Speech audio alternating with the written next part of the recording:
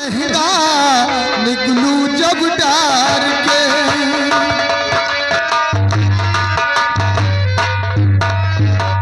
प्यार दोस्तों, माता बहनों एवं नन्हे मुन्ने बच्चों, यह तो ओरिजिनल रहा, लेकिन इसी लाइन में इसी तर्जुमे से का डुप्लीकेट क्या है हम आपको बताएंगे। कहना क्या है,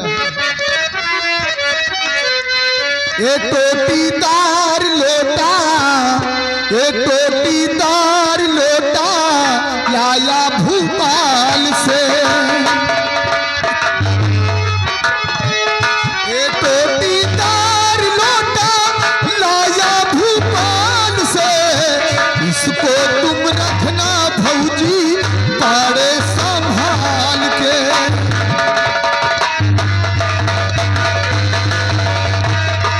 लखनऊआ लहंगा भौजी पहनो संभाल के,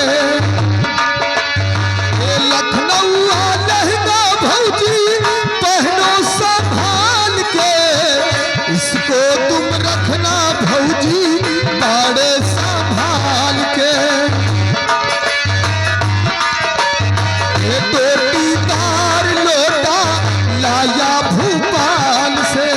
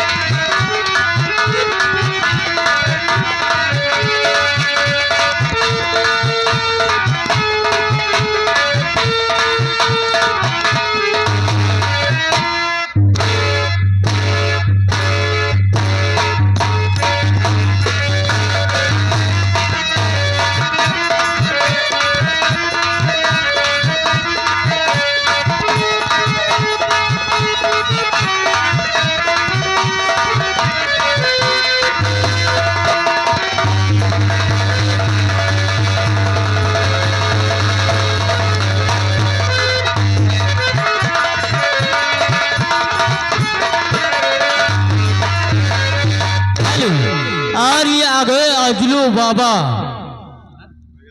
खजलू बाबा बिरधौरा।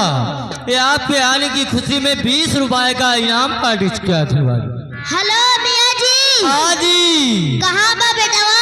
आवा तही हो अम्मा, जल्दी आवा। तुरंत अब लो। मास्टर साहब कहना क्या है,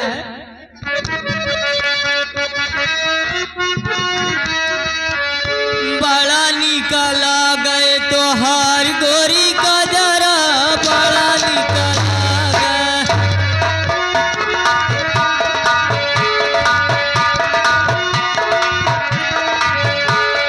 बड़ा निकला गए तो हार गोरी का जरा, बड़ा निकला गए।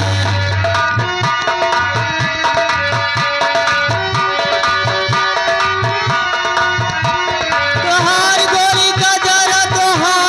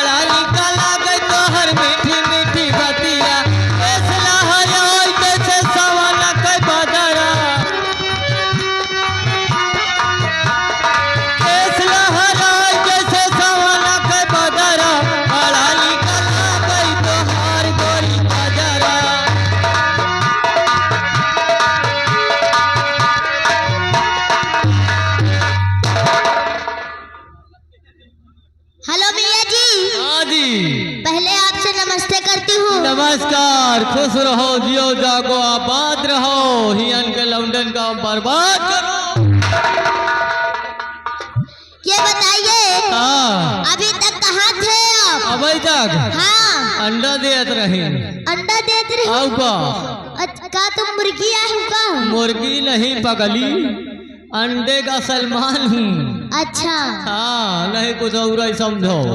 लेकिन कहना क्या है? क्या कहना है? अरे अभी छोटी हूँ बालम, जवान होने दे। अभी छोटी हूँ बालम, अभी छोटी हूँ बालम, जवान होने दे। मेरे गालों पे तिल का,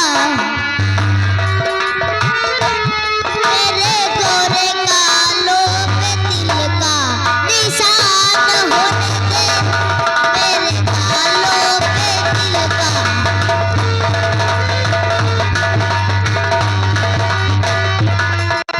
निशान होने दे, है निशान होने दे।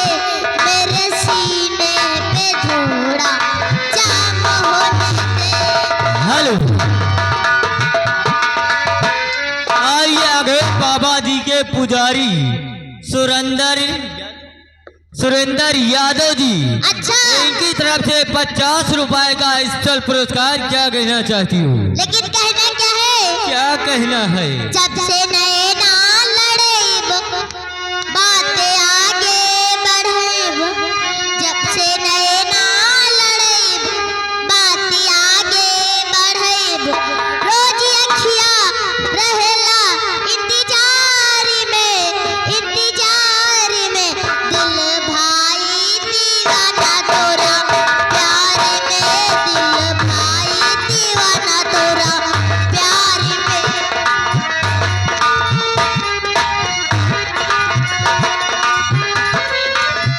करला शुक्रिया हम वही भगवान के, कह के बनौले बाने कामन माटी सान के।